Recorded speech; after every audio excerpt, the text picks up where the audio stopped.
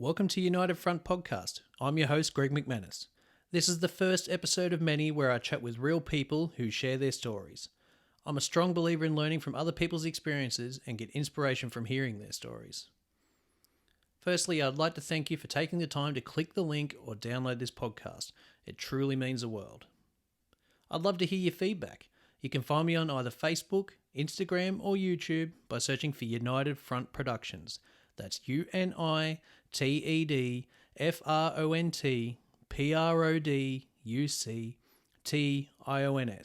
United Front Productions.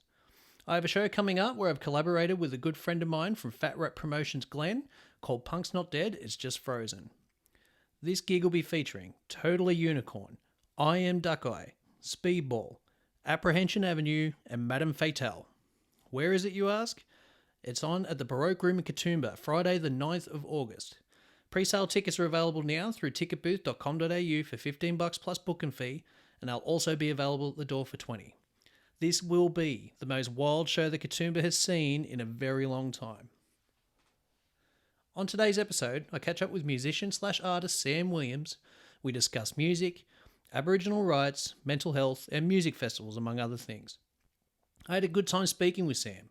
He's a great guy and a really strong spirit. I hope to catch up with him again soon.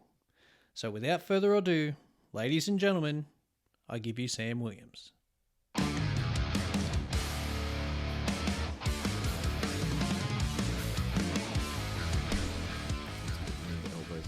And we're on, man.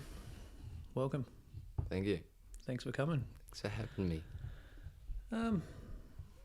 I suppose we'll start up. Like, you've been pretty good. What's going on in your life at the moment? Heaps, man. Yeah. Yep. I just generally through the start of the week I recover from the weekend's anxieties. Mm-hmm. And I do lots of introspective stuff. Yeah. And then I get a little bit more social through the week and try to connect with people who have reached out and see how they're going, and then invest the rest of my time in learning or playing tunes. Yeah, cool. So with the tunes and everything like that at the moment, like you've doing a number of folk shows around at the moment. I've been lucky to see the last sort of one or two myself. Oh, yeah. How's that working out? Like, how's that working for you? That's pretty good, dude.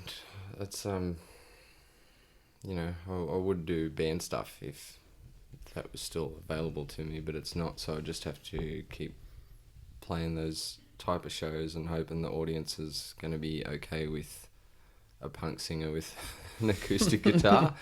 Yeah. But I wouldn't survive if I didn't play music. Yeah, okay. Simple as that. For someone who doesn't know what you do, like how would you describe the music you play? Just what you're currently playing now? Yeah, I'd say bush punk poetry, mm-hmm. I suppose. Yeah, it's pretty, Bob Dylan's had too many lines sort of rhythm. It's not complicated guitar work. It's just a bit quick and rhythmic, and I focus more on the lyricism, I think, than the music. Yeah, because that's one thing I noticed. Just all your songs are really well written, and they've all got a pretty. You pick like a good subject or something that matters to you clearly, and just the way you convey it, it's really well. Like, you convey it really well. So, I suppose we could talk. You could branch out a whole heap about, even just from some of the songs you write. So, Certainly. I suppose, give me an idea. Like, when you write a song, do you just sort of, have you got something that's rolling around your head you got to sort of get rid of, or is it more you have a bit of time to think about something and it just works up, or you got to let it out? Yeah, that's pretty well how it goes. If it's almost scenario based, so generally it'll be emotion precedes the cognition.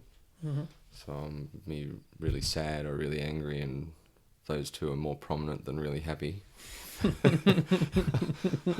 When I'm having a good time, I'm not thinking, I'll go and pick up a bit of pen and paper and write this down.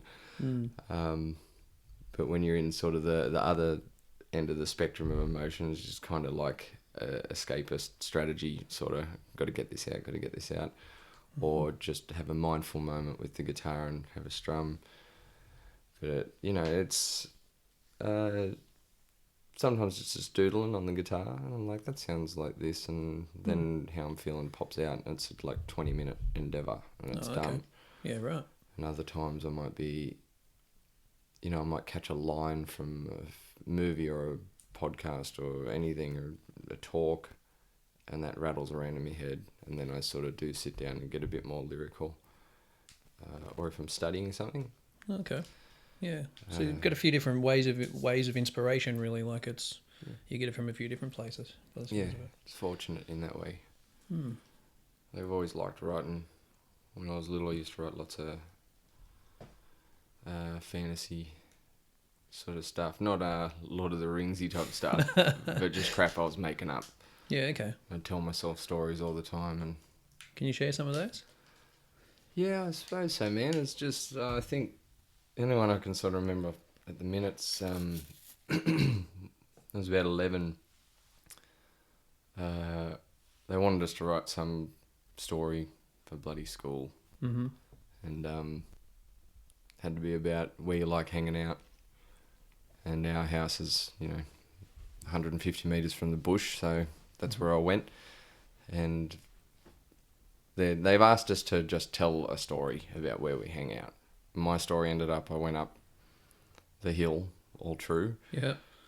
And then I got up there and there was like all, I suppose, indigenous art on the rocks, and the spirits come to life, and I was hanging out with them, and it was really trippy now that I'm sort of regurgitating that.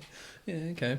Yeah. So, like, you've got an Aboriginal background, so I suppose tell us a bit about, I haven't really spoken to you a lot about it, so just about your tribe, or your mob, I should say, and, how far back is it for you? Like, like a grandfather, like a grandparent or a great-grandparent was Aboriginal, or...?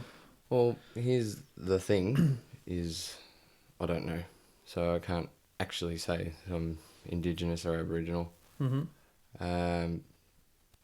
So generally when I was asked at a party the other day, I was introduced to a Koori woman by a mutual friend, and she said, and Sam's family's Indigenous, and I said, well, look, very passionate about the matter. And there's parts of our family tree that are missing with black family members, and my grandfather, was so dark-skinned in the 50s that his mother would have to pull his pants down on the tram to show his white bum. Oh, wow. Yeah, okay. And they were Welsh. So, right. Like, his father's line was Welsh. So it's unfair for me to say that I have a mob, that any of that's the case. And I'm sure that's the case for a lot of Australians. And that's either because at the time it was just so unacceptable that they wouldn't keep that in record, or that the integration and assimilation policies were so prevalent in those individuals' lives, in the members of the stolen generation's lives, that, like, the way they were reconditioned. Yeah. They spent their life thinking they were white. And it was just such the way the culture was just such a awful thing to be Indigenous, that people still struggle to accept it now, especially if they're a couple of generations down the line and they've spent their time being racist. Yeah. Because their parent has taught them to be racist because their parent was chastised. Yeah, that's right. And the thing is, like, it's not that long ago now. Like, we're not talking, like, deep in history here either. So this is only, 40 years ago, 50 years ago. Yeah. And you can understand, like, I try and I suppose I can understand why Aboriginals feel the way they feel today, and they shouldn't have to sing the national anthem. There shouldn't be any of that sort of stuff. Certainly. And because we're pretty much taken everything that they had or they knew, Yeah. and it's just like, no, sorry, it's our way or the highway, pretty much, Yeah. and just gave them nothing. So, and like you can still see traces of that today, like Totally. even just generations along. So, And like at all levels of society as well. Like very, yeah. you know, and people are becoming very conscious of it. So when people aren't wanting to take any more, like That's right. generally the people with a conscience are not wanting to take any more, and that can be as simple as just not opening your fucking stupid face on sorry day and saying dumb Yeah. shit. Maybe wait till the day after to because. And here's the thing, like, I got friends who are from, we've got friends from Indigenous backgrounds, from here, from New Zealand, from wherever, Yeah. and in their same family tree, they're British. Yeah. And in their same family tree, they're Irish. And the Irish didn't have a nice time with Britain for a very long time. No. And still not real fond. It's not real good either. Like there's even talk of it now. Like if when Brexit goes ahead, because I think they've extended the period. I'm not sure what the cutoff date is now or when it's actually changing over, but it leaves Ireland in a really sticky situation because they're pretty much going to be putting up a fence again. Oh. And there's people that are just going to start rioting as soon as that fence goes up. Like it's just not. It's not going to go well at all. And that shows how bad that damage is, that, you know, we're so angry at this civilization that took everything from us that our country's divided, so we're going to kill ourselves. We're going to kill each other. Yeah. Like, that's some pretty big trauma. It's a pretty whacked out shit. That's what it is. Yeah. And then, you know, there is a place for that conversation, that, you know, transgenerational trauma exists in white Australia as well. And, you know, if you brought over here for stealing a loaf of bread or punching a woman in the face, whatever it is, Yeah. you're still being taken from your homeland, put on Exiled, pretty much. yeah. Yeah. And not like first class travel. No. You might not have definitely even made it over. And then you get here, and some of them worked and got let to live a life. And, you know, I'm very passionate about that part of my lineage as well. Like, that's I'm very, very, very passionate about the convict lineage. But you think about what sort of mental health those people would have had then, and then raising a family, and then what type of children they would have been. Oh, that's right. It's tough times, man. Bloody oath. It's like generations to get rid of that sort of stuff, or like to break the cycle of that trauma.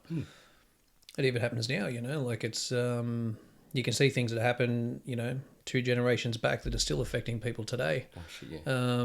And unless you can sort of get out and break that cycle, you're going to end up in the same sort of same mindset. It can be anything. Like, you know, we're hitting some areas of the world, like of Australia now, we're hitting like third generation of unemployment now. You know, so how are you going to break that and you know, get yourself some skills and that sort of stuff. So Well, that's the hard thing. Like, it's, as you say, it's the individual's responsibility to break the cycle. true. And when you're raised in the cycle that either is not visible to you at all or seems impossible. You know, and of course there is the odd case where there's just like the individual who's strong of will and is just that person, and they're just like, I'm getting the fuck away from you people.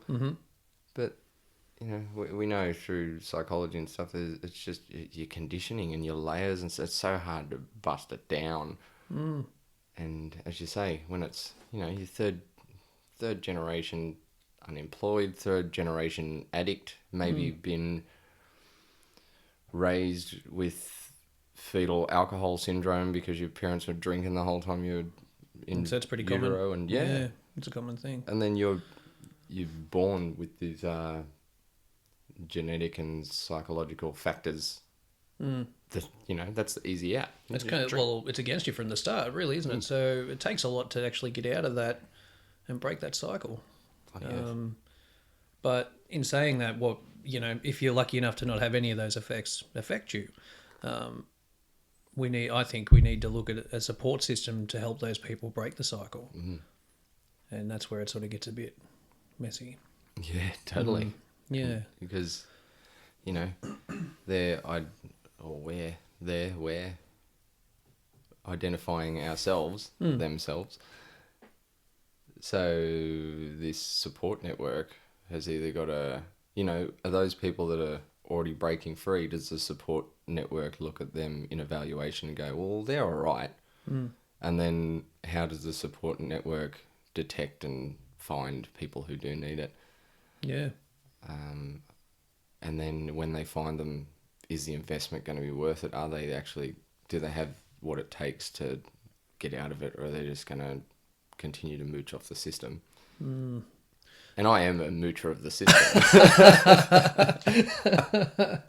Well, in saying that, I'm a former moocher of the system myself. I think I've done a fair bit of time on Centrelink, and all that sort of stuff. But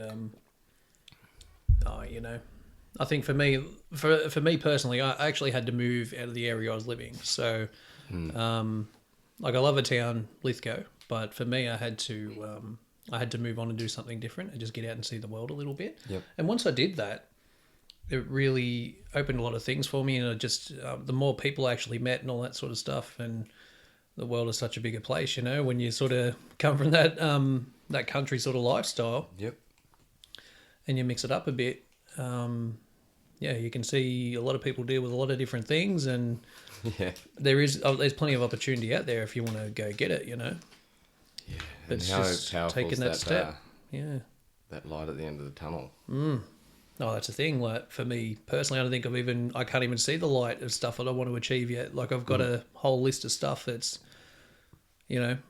longer than my arms that I want to do, and it's just little bits at a time. I think it seems to be the only way to really try and get something happening. So just even for some stuff, man. Like if I can do one thing a week towards that goal, I'm more than happy to accept that. Like I can, but I'm quite down on myself pretty hard if I don't do that one thing for the week. Yeah. If I set myself a goal and I don't do it, I get a bit funny about it. And do you find that down on yourself thing can manifest as like a beneficial scolding, or is it more of does it ride you down for a while? 50-50, man. It can vary on just what it is and how I'm actually feeling at the time, because I just get some days, some days now even, like I'll just wake up in the morning and I'm just like, I'm going to have a fucking bad day. I can just tell as soon as I wake up. And I don't even know what it is. Like, it's just like my mood is sort of in that, it's like it's set before, or like as soon as I wake up, So one of the things I've really been trying to do now is just concentrate on that and just work out why and just turn it around, and just get myself out of a fucking terrible mood. Because you just say, I know, I wouldn't say it's depression or anything like that, but just some days I have like dark days, I suppose, man, where you just sort of like, because I've got a fair bit happening at the moment, just with general overall stuff. Life and projects. Life, projects, probably wanting to take on more projects than what I can actually handle. That's a guaranteed one, that one. But, it's like, say, the festival's a good example, really. So for those who don't know, we did a mental health music festival last year. Yep. We got it over the line. I don't know how. with a miracle. There's a lot of miracle plays there towards the end. So for me, that was like a pretty huge thing, just within myself. Like I had a pretty sort of big development from that mentally. So afterwards. Yeah. So like for you, because you were heavily involved in this as well, and there was a lot of stress, there was a lot of Certainly. everything. So, to you, what did you get out of it for you? Like now you've got hindsight, and not actually dealing with the thinking about it all the time. Where are you at now? Look, now that you've raised the question, that might actually be a box I haven't looked in really, and haven't taken the opportunity to reflect on all that much. What I did take from it was that I mentally bookmarked so many snapshots of the day. Yep. And I linked them to like they're so effective that I can picture the line and the stupid little horse fence thing that we had to put there, the little tent fence to navigate people, and looking at some people coming through there and having an emotion connected in a band that was playing. So I've just got those little things with a couple of little sensory things that I can just sort of go back to that emotion with. Yeah, and, just takes you back there a bit. It does. And but the highlight was taking off my shoes, watching Tonight Alive from the side stage. Yeah, okay. And just being like, I'm done. Man. But I don't know, man. What about you? How was the development stage? Oh, well, I suppose capacity for me, like, I suppose mental capacity of dealing with stuff like that now has changed dramatically. So, where there was a lot of, like, Michelle was one of the best supports I had, because there was just days I'd just be like, fuck this, I'm just not doing it. just fully tap out. I'm just not doing it at all. We knew nothing, absolutely nothing. So, pretty much the way I just took it on was, we come across a problem, then I Google the problem, try and suss out, all that sort of stuff. Ask a couple of people if they knew a way or what they did, or try and just sound that out, and then just said, fuck it, make a decision. Yeah. that's how it went the whole time. And that was your superpower. Like there was a lot of that happening throughout the camp. The confusion and the stumbling in the dark. but when it come down to it, nobody else had the gall really to just be like, I'm going to decide. But you were, if I was trapped, like really, towards the end, I'd stop trying to hassle you daily. But I was like, no, I've really exhausted all of my options here, and I'm just, this is now anxiety zone, and I need a strong man to help me. Believe me, if it means anything, I was just making it up as we were going as well. So we pretty much bullshitted that whole thing, but now I look back on it, and I've had a chance to digest it a little bit, and I think what I actually wanted to achieve out of it and what I have achieved were completely different things. But I suppose in the way that what actually meant a bit more, and like get back to the reason why I actually did it. Now, like if we've got a thing pending now, if that goes ahead, I'm going to be like ready to go. So I've done a lot of groundwork already.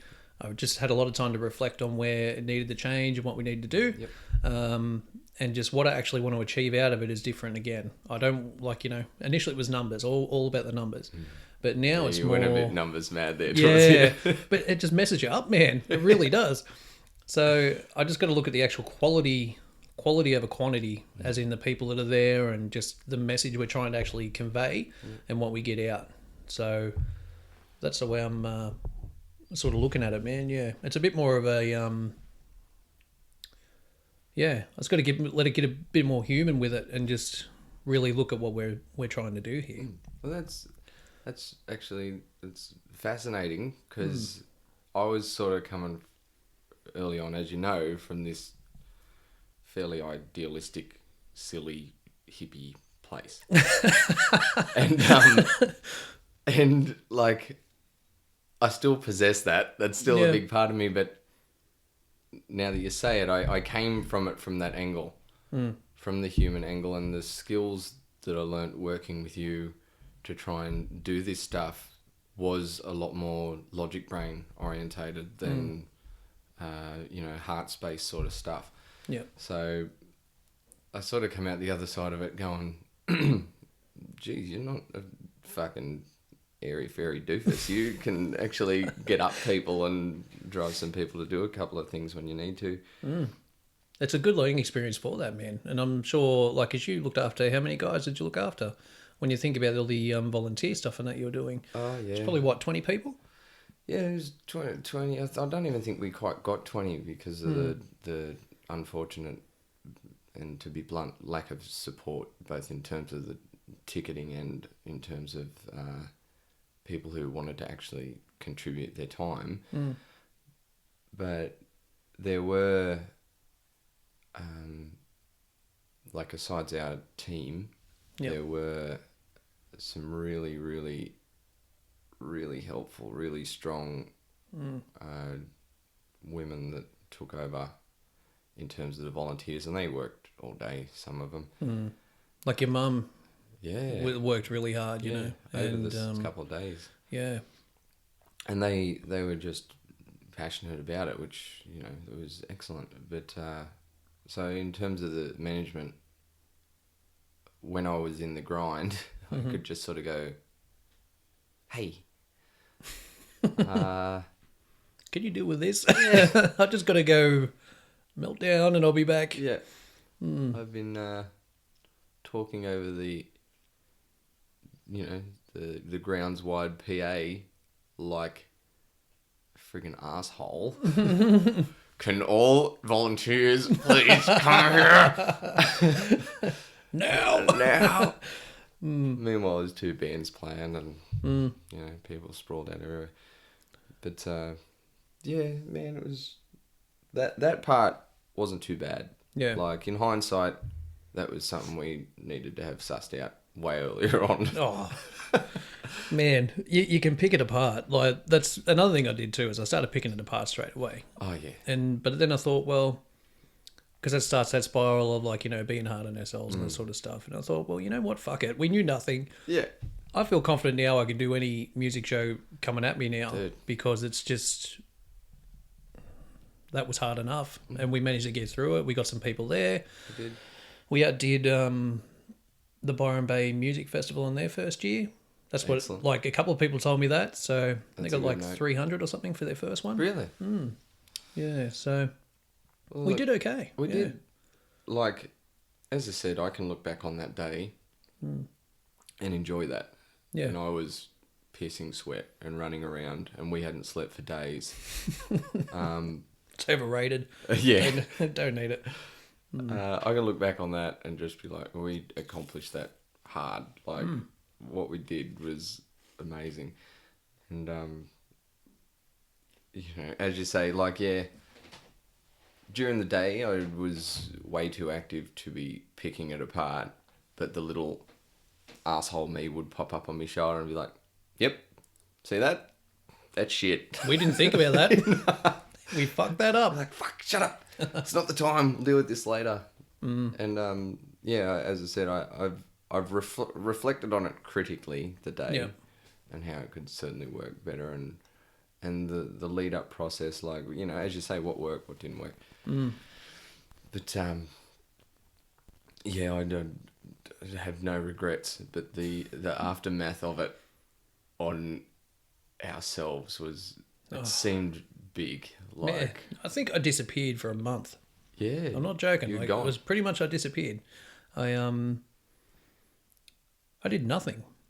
I had to... That was the goal, though, wasn't it? Yeah, it kind of was, but there was still stuff I had to take care of, like, even after, like, 2 weeks after, you know, I'm still paying bills. I'm doing all that sort of stuff. And I couldn't actually fully let it go for probably 2 weeks or possibly even 3 weeks after it happened. So once that did happen, I just went underground, man. Like, I had no interest in really doing anything, and I went to a show here or there, and that was about it, really. Well, that was about it. That's the only time we really spoke after that, which was odd, having spoken to each other now every day. It's every day to, like, full cut off. Although for me, like, I kind of had to do that a little bit to just get my head right again. I think because it was just Who am I aside this thing that yeah. I've given 95% of my daily life to for That's 18 right. months? Plus older job and all the rest of it as well. So I might just go to the loop. I'll be back. Right on. I was going to keep it going. fucking loose, man. It's mental. Wouldn't wish it on my worst enemy.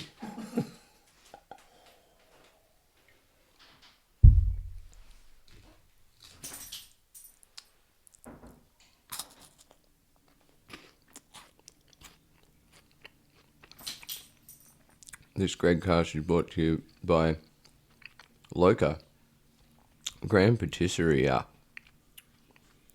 Tortina Original. They're like a wafer bicky with delicious stuff inside them. And Michelle bought them for us because she's mad.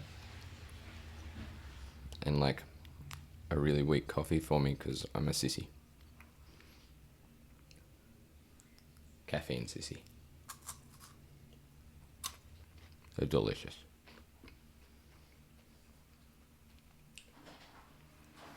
Hey, mate.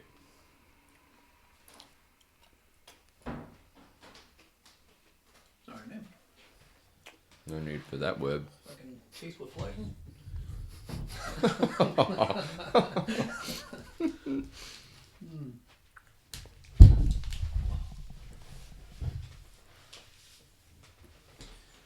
Yeah, but my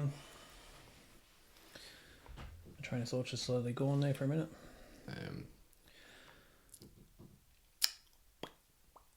Yeah, so I suppose once we done Christmas and all that sort of stuff, after that, I sort of come back to reality and let the idea of possibly doing something else or something else slip in again. That was my biggest fear. Was well, to be fair, my biggest fear was, my biggest worries were about yourself afterwards, and that just was a whole matter of things. That was, Just get a little bit closer there, buddy. that was as my mate and as the principal investor, there was all sorts of worries that, and I know was shared by the rest of the fellas.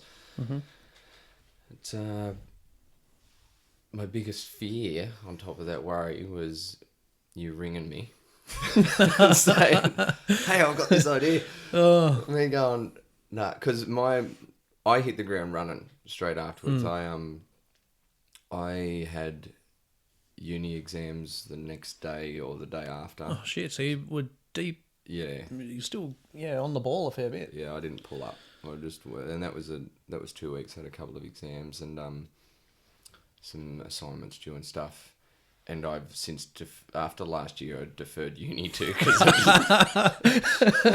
I'm in my third year, but I just went. You know what? We just did a festival. I was doing 2 volunteer jobs.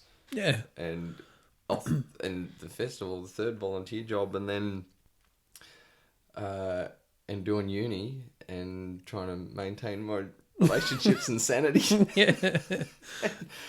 And then we had a terrible, huge and intense fucking loss with our dear friend, and I just went, I'm done, man. I hit the ground running and didn't have time to process it. And all my mental capacity went straight into another thing.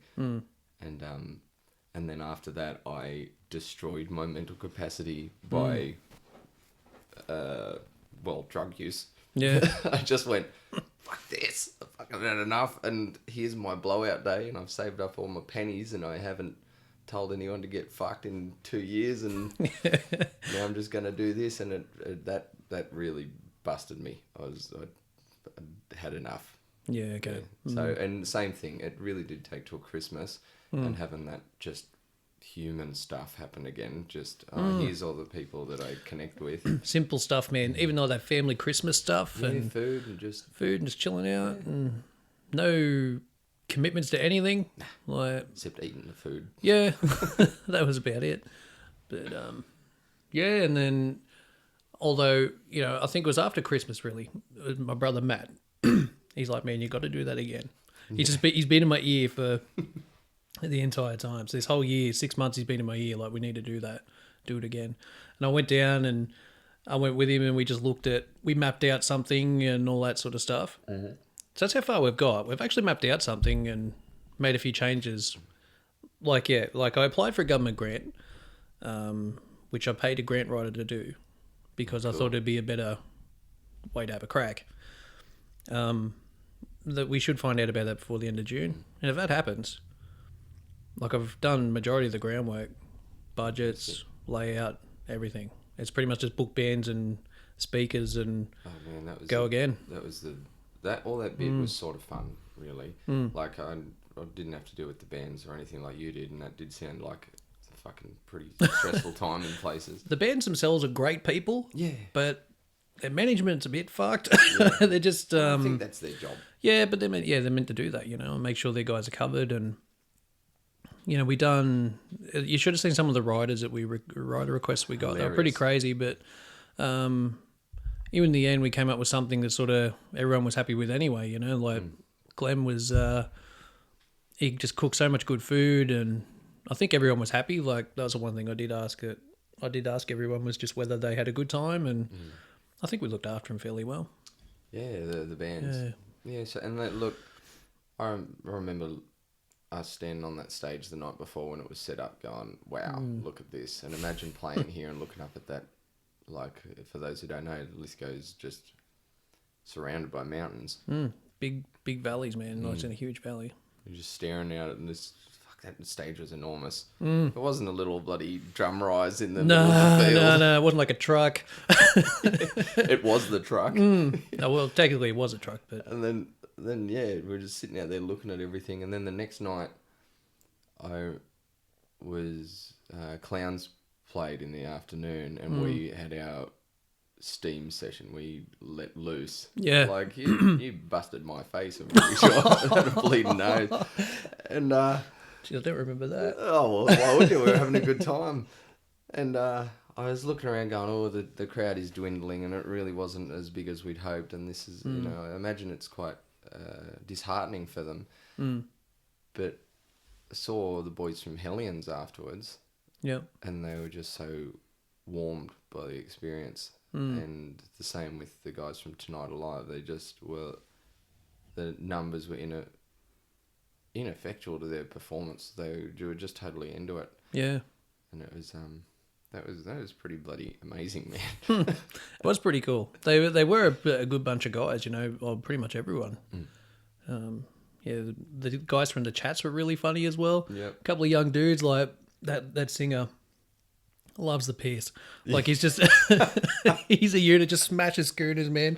Or smashes tinnies, He loves it. But, no, it was really good. And, it's a great experience, man. It was. Yeah. Like, when we sat down, because we started it because people were dying, and we sat down and had a coffee. That's how it started, pretty much, wasn't it? Yeah. A coffee and a... Eggs Benedict. Yeah, and just... With a table full of people who knew nothing. Like, Yeah. we'll just have a couple of bands on. And raise some collectively money. know nothing, anyway. Oh, we got this bloke. He's played an instrument before, and this other guy's, he's loud generally, so that'll be an asset. That's it. But with what we had, like, I think everyone really brought something to the table. Oh yeah. It was really good. Like, for me, a good part of watching it was actually watching you guys, like Artie and yourself, Steve, Glenn, just really get so good. Like, your skills were just improved, and you just meant, like, honestly, at least from my perspective, and it was just like you could see over time, like, you were really starting to take ownership of everything. But it was like the day before when I was just like caught up with shit. I was trying to get stuff from Penrith and everything before I came up, and I got there, and all this stuff's just put together. I'm just like, this is fucking epic. Yeah. Like, I missed the whole stage getting set up, all that sort of stuff.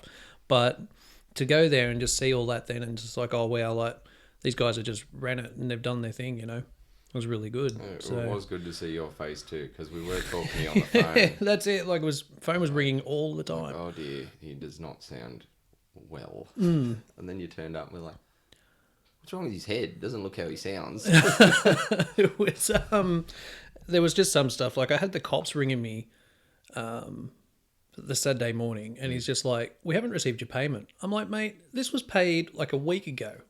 I got like Link, who looked after our finances. I got them to pay it and everything like a week prior, and the guy's telling me, he's like, "Oh well, if it needs to be paid." And I'm like, "Mate, it's been fucking paid." It's like done. I'm yelling at this guy while I'm in a hire centre in Penrith somewhere. A policeman. Yeah, the inspector of the police. Fuck. But I was just like, Jesus, man. There was just all those small little things.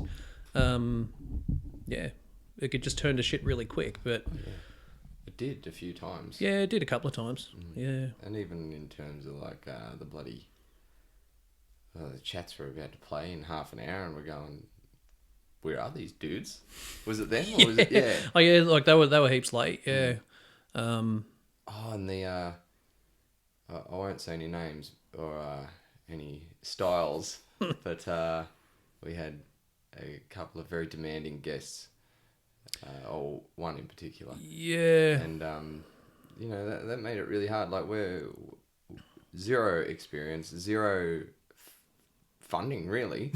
Like, and being I want asked, a fucking green room. I want my own stage entrance. Give me like 3 smoke machines. I want the lot. Yeah. Wow. And I want my entourage covered. And we're just like, man, we're trying to get together some coloured beanbags so kids can throw them at each other. Can you... Like, I bought all the posters from my room from when I was 16 to hang up in the bloody sheds and in the kids area, and we had the woman running the kids area. It's friggin' an amazing human being. She's just beat cancer, and like she was there. She was working her ass off. We had friends come from all over to help us out, and that's the place we were coming from, and these people are saying, where's my limousine? Pretty much. I don't know, like it's yeah. I missed all that too, like, because obviously I know who you're talking about now. The pennies dropped, but I didn't even see that actually happen on the day. I don't even know what I was doing at the time, but yeah, I got no idea what actually happened with it, or whether it was actually pretty good. I think Artie sort of told me, he gave me a little bit of feedback, but yeah, I think it was really quite good, but it was I did pop my head in because that was my section at a time throughout the day, and just to sort of keep checking on stuff, and everyone watching it was having a great time. It was totally worth it. Yeah, that's good. And same to be said for the speakers. Anyone who was in that room listening to those speakers talk about the whole matter of things, from mental health lived experience to coping strategies to this is my puppy that helps me get around in my daily life. People were eating it up. I think like that's one thing that I'd like to do again, but with more. And I'd love to actually feel a day of someone different, but like lived experience and just like real people, like you and myself, who've had to deal with things. Like I think everyone's got a story, man, and everyone's got something they've had to deal with that's really hard. And we can all learn from that, how that person coped with that and how they moved on from that. I think we can all take something out of it. Yeah. So to me, that's a given, really. That needs to be just filled up with speakers all day. I don't care if it's just like the next door neighbour. But if he's got a cool story, I'd love to hear it. Like that's sort of where it's at. And that's what we need. Yeah, definitely. Yeah. So obviously, like mental health was a big thing around what we were doing. So are you like? So for you now, you're doing pretty good at the moment. Look, man, as I said, I have me generally at the start of the week not real good. Don't know what it is. Don't know if it's a Monday thing. Noon or what? Yeah. But it's like I don't have a week. Like I don't have a structured week because I'm just a bloody bum. I just play music and bloody waddle around and do whatever. But so I sort of, it's been such a journey that now I'm in a place where I cope with it completely differently than I did a year ago. And a year ago I thought I had it licked because on paper I had done my research and I was able to talk to people and go, okay, well, if you've got anxiety or depression, I've researched the fuck out of it. I've got an answer for everything. Yeah. And look, I'm not saying it's the way, but this is my way, and here are some alternatives that I tried that didn't work for me that you could try. And it's like, yeah, I can tell that story, and those things have helped me get to a place where now I'm sort of, I can beat the brain enough that I can deal with the feelings, which is not a cognitive activity. It's not really relevant. It's nice to name stuff, but the second you start articulating emotion, it gets muddied because there's that language barrier between your feelings and your thoughts. Yeah, that's it. And how you actually, how you express yourself, like it's, And that's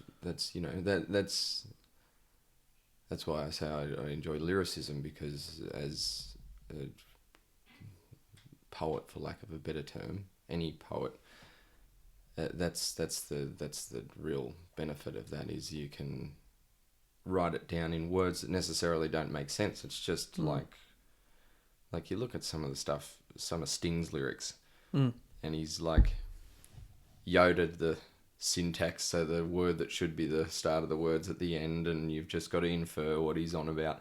Okay. But he knew what he was feeling.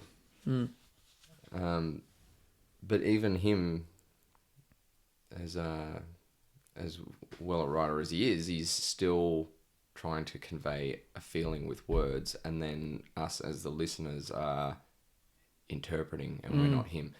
And everyone has a different interpretation of everything. Like, to try and actually, as you say, like to try and articulate it, you're never going to get it right as to what, 100% right as to what you're truly feeling and how you're actually trying to deal with it.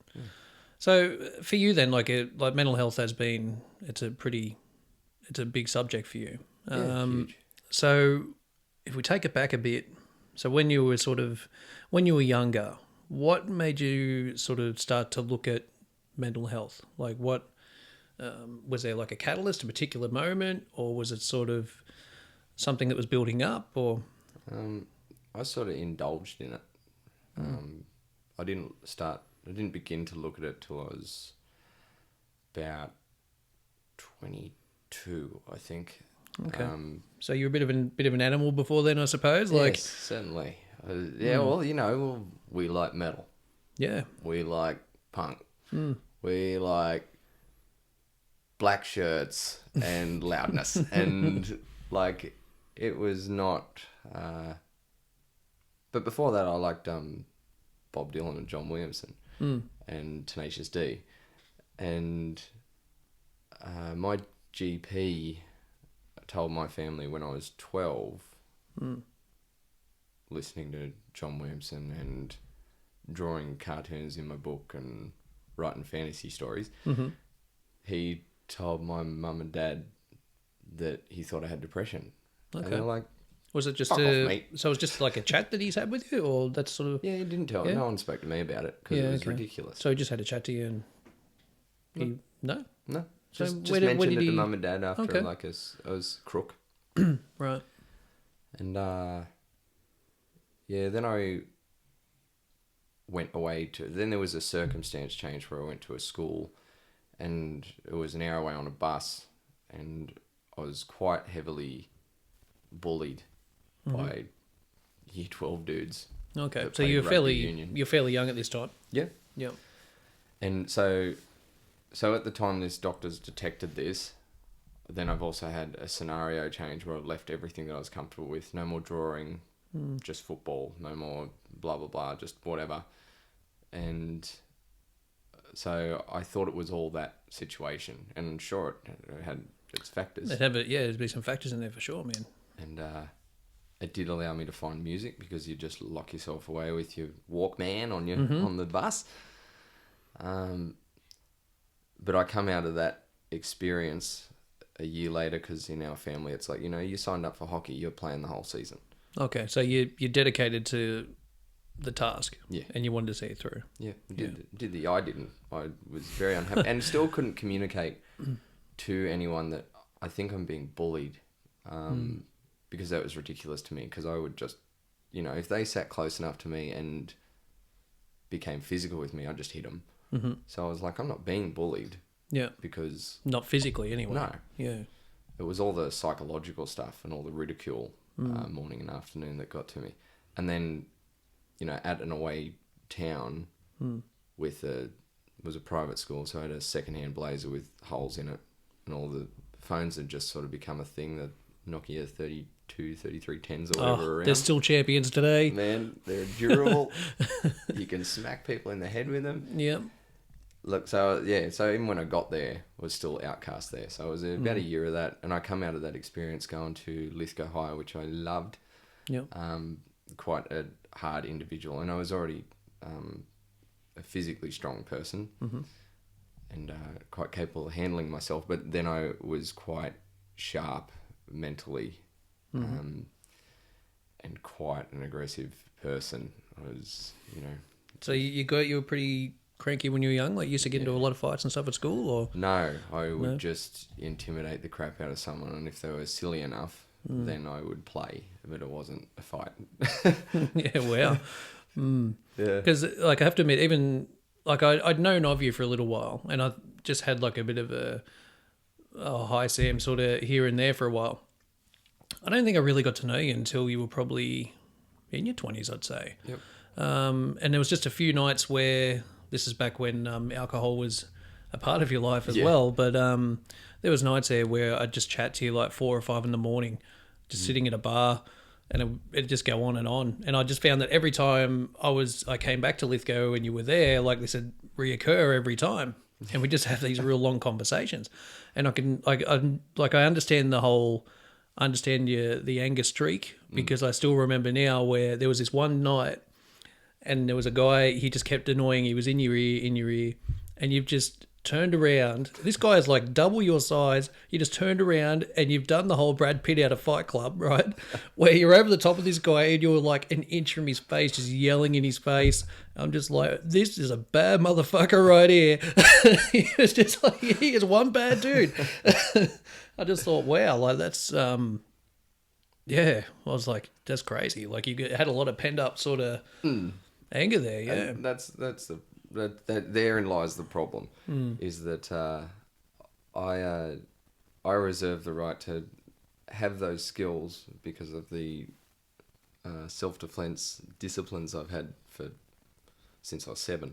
Yeah, well. So that's my right. That's my,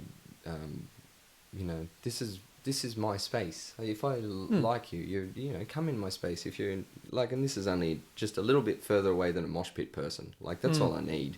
Yeah, yeah. But don't come into that space uninvited. That's it. And then, and even then it's, anxiety comes, flight or fight turns on, and I go to words. But the alcohol in the system took away that process. So I just blacked go, it out. 9 out of 10 of the time, peace, love, and pink, man. Like, it's all good. Yeah. I don't want to see anyone get hurt. I don't like people fighting. I hate the idea of... I've never punched anyone in the face. I've mostly never punched... If we say outside of martial arts... Yeah. There was there's been one. It was well deserved. But, I don't want to hurt anyone. I don't want that on my conscience. I don't want that karma, dude. But 9, that's 9 out of 10. That's how stressed I am. Yep. I'll just be wordy. But then 9.1 out of 10, they're doing the wrong thing now. And some would say that and me included, thank you for that. Some would say my boundaries are not strong. I'm not very good at saying no to people. I'm not very good at sort of, until the penultimate moment of this is going to be a catastrophe, do I sort of react. That's not good boundaries. Yeah, okay. So you sort of... But see, that's time too, man. Like, that's lessons of yourself, and that, like, I think you'd only learn a lot more of that stuff over time and just through experience, Yeah. It's not sort of... Yeah. It's good that you can actually acknowledge it, though, and what sort of sets you off, and that percentage range, And that's the breaking the cycle brain. That's the up to the individual. I must identify this before I can change this. That's the way that goes. So yeah, so I was, but when I was come out of that bullying year, I was pretty confident. Yep. There's no drugs in my life at that time of any description, and it was just like except sugar. Sugar. So how old were you here, just for a bit of context? 14. Like 14. Okay, so you're pretty confident, and I suppose a lot of 14-year-olds, like, you kind of don't give a fuck about a lot of things at this stage. Yeah. Yeah. Well, us. Yeah. Yeah. I know there are other people that struggle, but yeah, it was. I wasn't copping any shit. Yeah. If someone would say, "Oh, you can fight, can you?" I'd just go, "Well, Try I'll me." spar you. But I'm not gonna fight you because I'm just not." And that's I'm walking around skinny boy. Yeah. And Okay. 17-year-old blindside punched me in the jaw one day, like second row footy player size. And I just looked at him and I went, I hope that was your jab, dude, because I'm going to tear you up.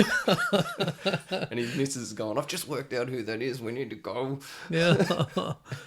But so I was not sad. A guy, one of our friends once said Tenacious D sucked, and me and another mate chased him down the end of a hallway and booted him in the guts in the corner for about 30 seconds. Oh, yeah? We just, don't call, and emo stuff had just started coming in.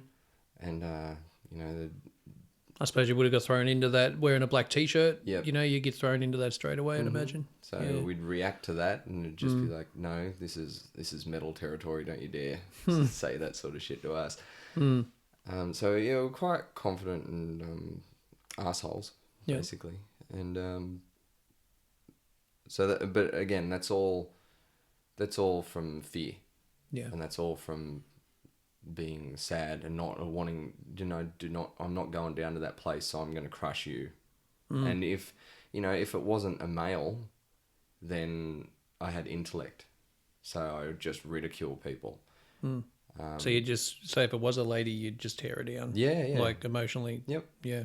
And just like with as much venom as I could muster.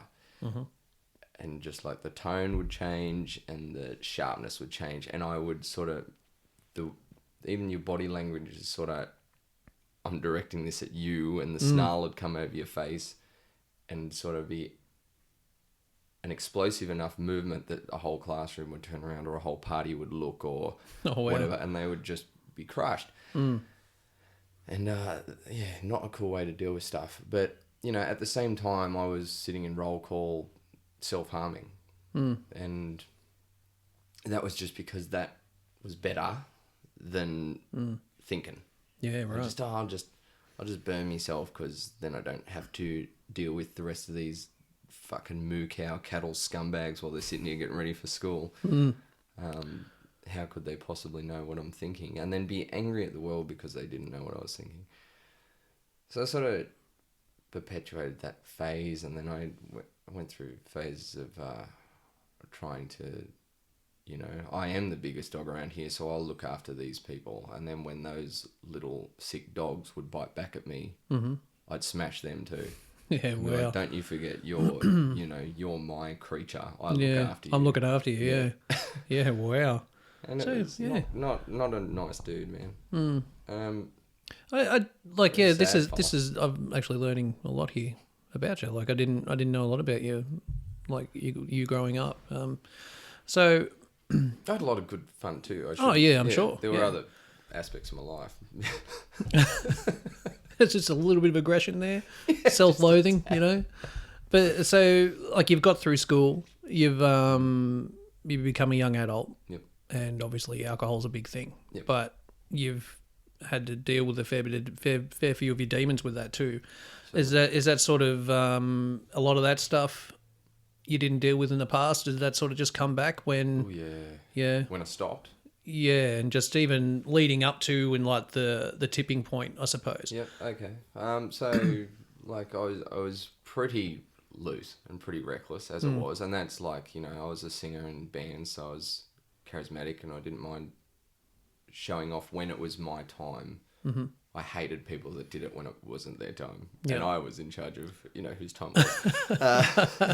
What a dickhead. Unreasonable. So yeah, I had some pretty big family deaths, and they rocked me on top of that other stuff that I was already going through. And I think when my pop died, all of a sudden, I was 19, and I was, we spent our schoolies.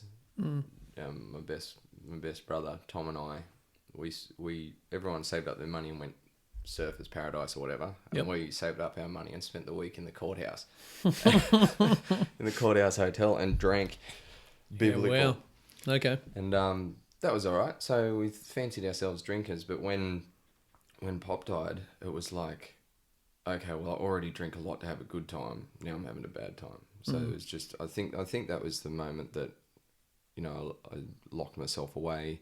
I got a job at the State Debt, left a job doing bush regen with Green Corps, which was a beautiful experience with lovely people for the seeking of money, and had all of a sudden this huge income. And I'd just buy, a slab of beer every night. I'd just sit there and drink it, and then I'd go to work. And so that was probably the moment that took over. And then, so how I always refer to this is your good times drinking's like a revolver, a revolver gun. You got your 6 chambers, and you're like, cool, I'm going to go out and let a few rounds off. But every now and again, my revolver had a dud bullet. Okay. And it'd backfire.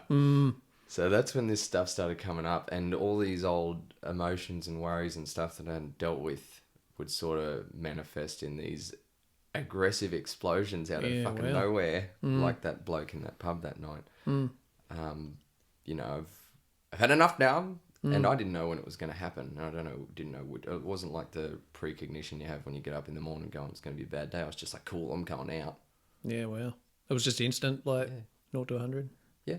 And then as my beverage career went on, the 6-shooter gradually got more and more bullets. The more and more of the bullets would backfire until the point where it was no good. And people like your brother, my husband, my fucking my reckless friend, and I, he'd drink for days and it wouldn't be an issue because he had a lovely energy. He has a lovely energy. He does, yeah. And he keeps me grounded and always makes me laugh. Even when I'm skitzing out, he can step in front of me and go, "What are you doing, hubby?" I go, "Fuck off." And he goes, "No." And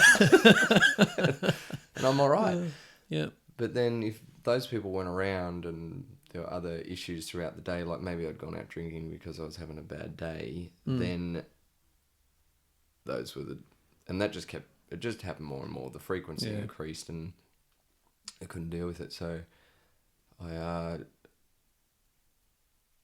ended up with, I fucking did lots of bad shit while I was drinking, as we do, as people do. If people who use drugs, you'd probably black out. You'd black out a fair bit too, I'd imagine. Well, yeah. Yeah, so I'm probably, I'm sure even for years to come, you'll probably hear stories of stuff you did that you never knew anything about, And people being really resentful about things that I'd done to them, and I'm like, I can only apologise to you, and then we need to let this go, because just understand you weren't there. No, I wasn't there. It was the other me, and then there was, that's appropriate. Then there was the assault police time. Oh, a segue. So then it was, this is, how old was I? 25. Training to go to Indonesia and fight in Sander for Australia. And so I was pretty fit and pretty strong at the time. Yeah, I'm sure, man. Like, you'd be working on it a fair bit, so. And then the policeman told me I had to go away.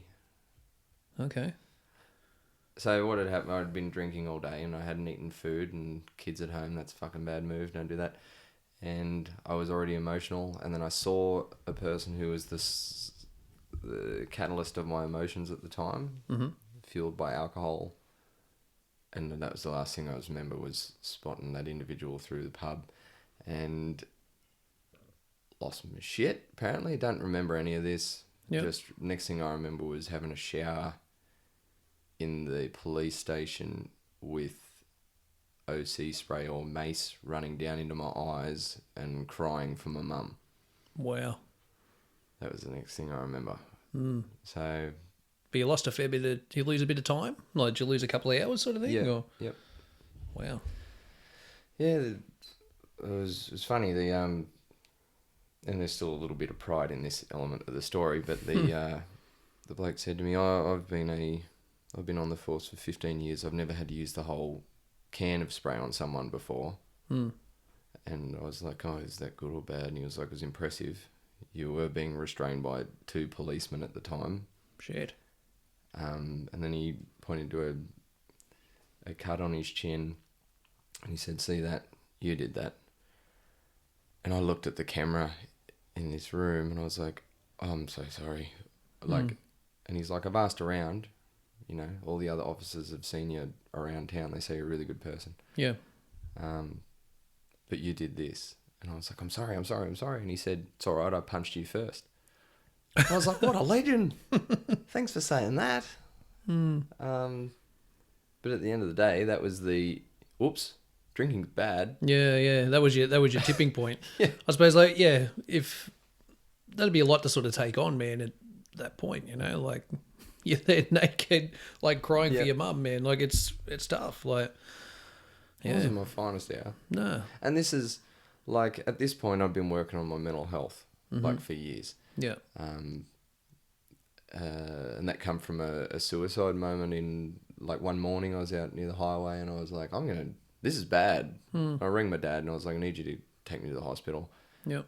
Went and started seeing a bloke at Lithgow Hospital, triage nurse, who changed my life, really. And we worked on lots of stuff with him. This is 2 years before this police incident. Well, like he taught me a little bit about some Eastern philosophy and mindfulness, and then we tried all these drinking strategies, like drink water in between, have reduction. I used to keep a logbook of how much I drink, and like that's how much money you're spending, and who are you bludging off, and all this self-assessment, and then I went away for a mate's Bucks night and got fucking arrested and had to go to hospital, and so the police time wasn't the final hurrah, so to speak. Well, it was so the Bucks night was 2 years before that. Oh, was it? Okay. Yeah. Cool. So I've had a lot of altercations with police due to alcohol. To the point where a judge said to me, if I see you here for an alcohol related crime, like anything, public urination, you are gone. Wow. Like, do not ever come back here for this. That was the last time that I saw a judge, which was lovely. But so I'm trying all this stuff. Just eat food before you go. Don't drink when you fucking, you've got mental health problems, but it still wasn't addressing the problem. So I checked myself into a hospital up near Newcastle for an inpatient stay where I learnt all about my mental health disorders, and I'd see a psychiatrist twice a week and a psychologist 3 times a week, and we'd do exercise, and they had a structured timetable where they would give you little subjects, like little courses on diet and how that affects it, and social interactions, and dialectical behavioural therapy and cognitive behavioural therapy and all this stuff. And I was working on it so hard because I wanted to drink. I wanted to keep my fun time. And the doctors are looking at me going, we're going to test you now for ADHD and a couple of other things because you shouldn't know this stuff. I'm like, what do you mean? You're like, you're regurgitating stuff to us that this student here, he tells us. You shouldn't, you've got a disorder where you can be manic and study a lot. I was like, no, I don't want to be here.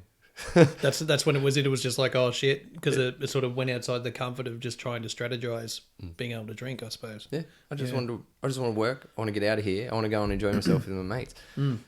So I did that, and I tried that, and then no, still can't drink. So then after, I was 25 years old, 2 days after New Year's Eve, I said hooroo to the piss and checked myself into rehab, and then a mental health hospital, where again I learnt about my disorders, and as well as addiction and how that affects the physiological parts of your brain and all the stuff that it fucks up in your life. I started going to, we had AA every day, and did all that stuff, and it was just but as I say, that's now 3 and a bit years ago. Wow. So alcohol's gone. Then it's just deal with mental health, and that's been a whole, I thought it'd be easy. So do you feel that, or like, what's been harder, the mental health side, dealing with that, or was it the alcohol stuff harder to deal with? Like, as in just sort of coming off and that self-improvement stuff. What was actually easier to do? I would say to anyone struggling with addiction that if you can do it before you're 25 on your bloody parents' healthcare or whatever, go get amongst that. Because it's pretty expensive exercise, I'd imagine. Oh, it's so expensive. It's thousands of dollars a day, and I was with Westfund at the time. That may need a bleep out for this next part of the story. But it was $62 a week for me to have platinum cover, which was the only one that had mental health cover. So I'm in hospital with no job, with no Centrelink, $62 a week to cover my stay in there. Shit. So not making anything to be in there. So it's just like get out, do the work, get out, go hard. But it's not really setting you up for like a good way to learn and it's not move on with it though, is it? No. Like you're on that timeline, or a forced timeline, because you got that financial pressure in the background. Yeah. That's right. Like it's... And that's the problem with lots of mental health care, isn't it? Like it's not cheap. If you can't get on the care plans and stuff where you get a referral and you have 6 free ones, or even if you get that extended to 10 or 12 free ones over a whole year, you kind of need a bit more. Yeah. Well, at 12, it's an appointment a month, which I'm sure you're probably looking at realistically, what, a week or one a week per fortnight? What would be ideal. It really depends on the severity of each person. Like, there's days where I'm just like there are still days since my sobriety where I've had to be either admitted by a family member or a friend or myself to A&E at hospital. Like, I've had to just ring the ambos and go to hospital and deal with all that shit. And that's even with everything I've learnt and trying all my coping strategies and stuff. Sometimes you have to be looked after. Yeah, okay. Just a bit overwhelming. Yeah. Yeah, certainly. And there's nothing else anyone else can do. Sometimes you just need... It's not nice being under that sterile light when you need a dark room with a fluffy carpet to stroke your hands on. Yeah, yeah. Too much Jeffrey. Yeah, they're making you get naked. Yeah, too much Jeffrey. And that ain't cool. But sometimes that's what's got to go down. So I would say to anyone with addiction, go and get that shit sorted. If you're able to, basically, if you can put yourself in a situation where your mental health's being cared for, chemically with medicines or daily activity and food, and all this stuff is accounted for in mental health hospital and mental health care, and that takes the load off, so you can just focus on doing your work. And there will be people in there that will try to sabotage you and just want to sit down in the smoking area and bitch and watch movies and take all the free drugs they can while they're in there. Yeah, okay. And there are other people there that are struggling and they just want to get better and get out as well. And so it was you've quit smoking. And done. How long have you been off that? About 8 years now, 9 years. You see, that's awesome. They say that's got a bigger chance of relapse than heroin. and I'm craving one now that I say it. Not a hit, a dart. But you know, it's abstinence. That's how you maintain that. You don't have it.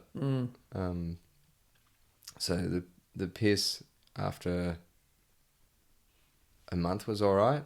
All the doctors said, don't go back to your old routine. Don't go to drinking places.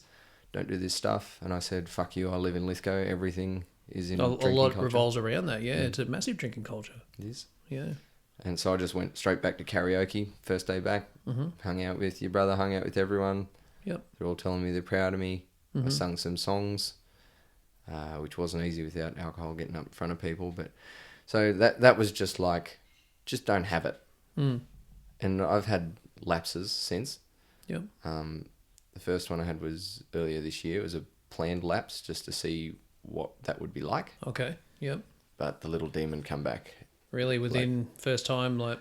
No, he just said to me, wow, it's like other drugs. You can have this infrequently as a celebratory maneuver. And then a month later, I slipped up, accidental completely, and just went, yeah, cool, we'll have a drink. But your tolerance does not go down. It's not a myth. I just smashed it. Yeah, okay. And just went, uh-oh, what have you done? Now I feel sick. So there's a bit of regret there? Yeah, I felt it was a bit of shame, man. And I had to tell myself that it's like, this is lapse. This isn't relapse. You know, don't, because if I had said this is relapse, I would have went, cool, we'll have a month off the abstinence game, and then we'll start again. Get loose. Yeah. So substance abuse, I think, makes dealing with your mental health incredibly hard. Like, look at Russell Brand, for example. He's turned an interesting corner now. Like, I don't know if you've seen many of his sort of later videos. Like, he does weekly sort of videos on YouTube now. Yep. But, yeah, he sees a world, I think, in a total different way to what he did a couple of years ago. Yeah. Totally. Very spiritual and, yeah. Like, he can really do a good self-assessment and just where he is, and he just assesses all of his old behaviour and looks at what put him in a bad place, you know? Yeah, he's come a long way, I think, from what he's... Like, I didn't follow him to begin with. Just, you know, I think he's funny, but I can't look at his head and listen to him at the same time. I kind of want to punch him. You know what's funny? It's kind of funny, but you kind of look like him just a little, just a little bit. That's what it is. Oh, that's what it is, man. It's my reflection of myself. It's me. Damn it. Yeah. You know, they say that's the issue. That's what it is, man. I see myself in him and I want to punch myself. This is why I don't look in mirrors, because I either get caught in my eyes going, you fucking not a bad looking chap, or go, what have you done? Why are we here? You're talking to yourself in the street again, you can't go leave. Well, man, we've actually done a bit over an hour and 15 minutes. It's just sort of flown by. Wow. Already. That's phenomenal. So I suppose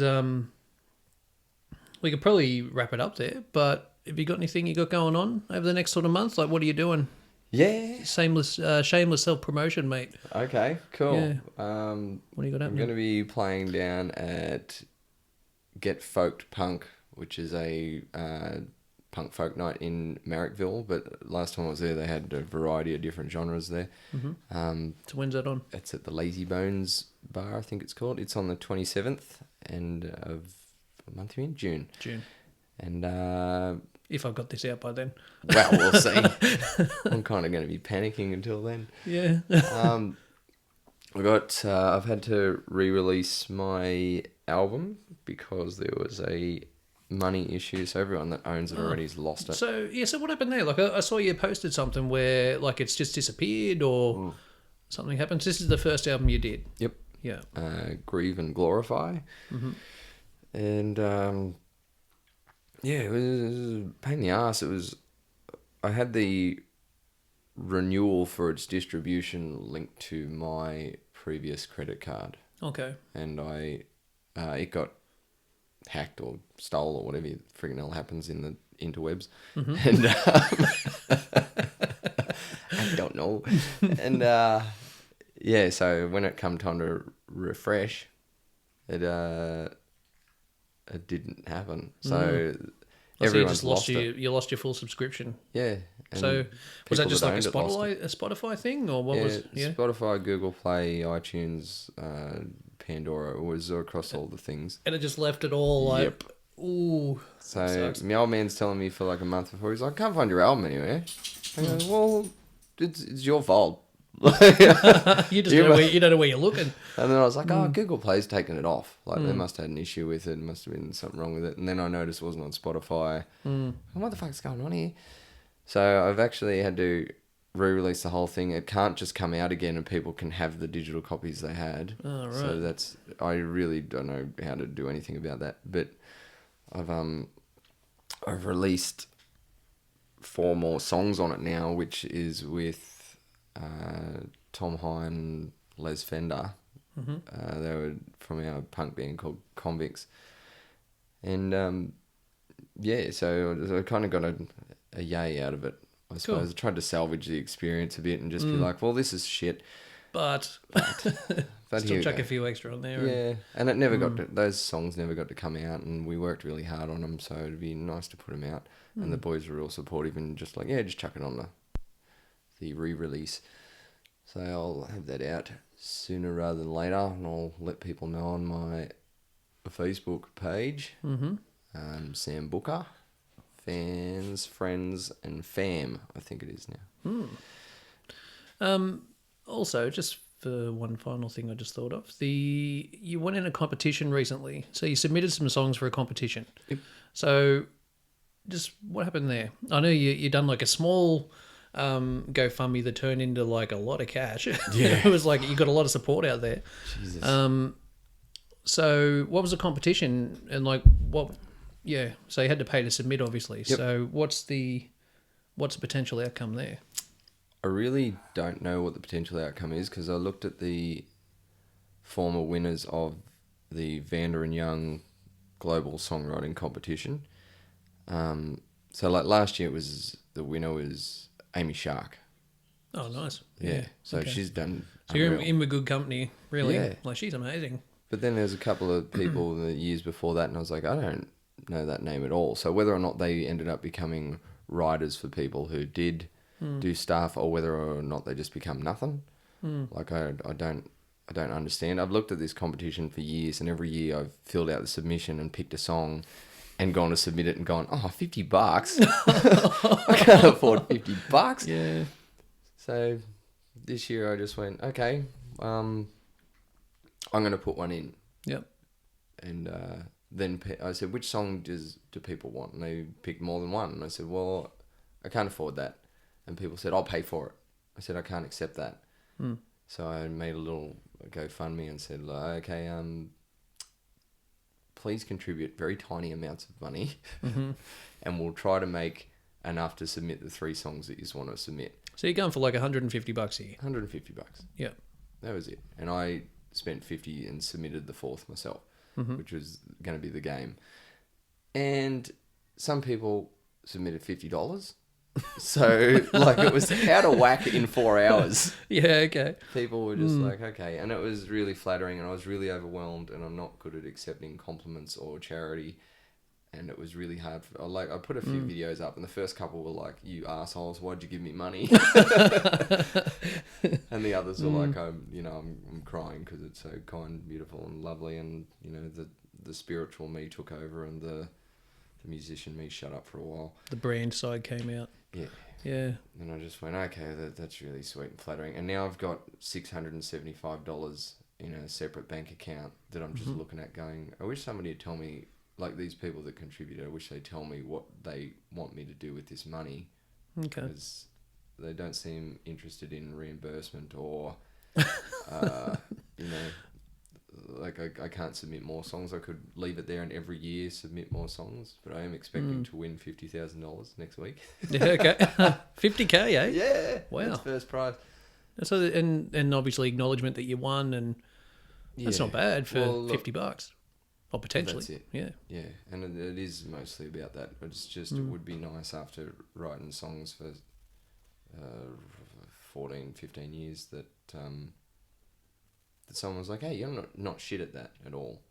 I honestly like your song style Thank you. because it's a lot more. It is a very punk sort of songwriting style to me, but it's very direct, and it just says it how it is, and like that's the one thing I like about it. Like for me, that's a winner. And just from what I've seen over the few folk shows I've seen, you touch on quite a few subjects that are obviously very close to yourself, and like there's mental health, there's Aboriginal rights, there's social media and the effects of the internet. Yeah. So I think if anything, you really deserve to have a crack at that and be rewarded for that. Thank you. Because it's just you're teaching people, or you just give them the reality of what they're actually using. Yeah, well, that's what all my favourite lyricists do. All right, cool, man. Well, I suppose we'll leave it there, eh? Thanks, Greg. Thanks for doing this, man. Appreciate it. No worries. Love you, dude. Thanks.